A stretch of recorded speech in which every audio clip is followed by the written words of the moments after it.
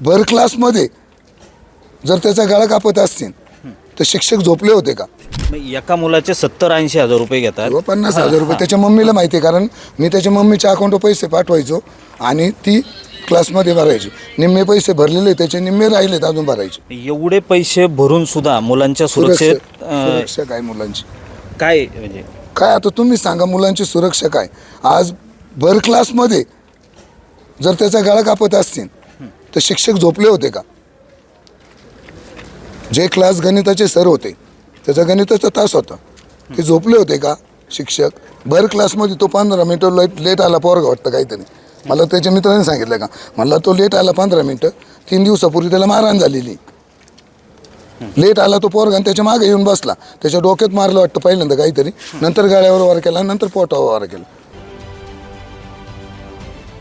महाराष्ट्रातील सर्व बातम्यांचे विश्वासार्ह व्यासपीठ,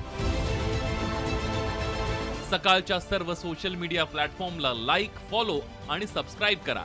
तसंच सर्व नोटिफिकेशनसाठी बेल आयकॉन प्रेस करायला विसरू नका.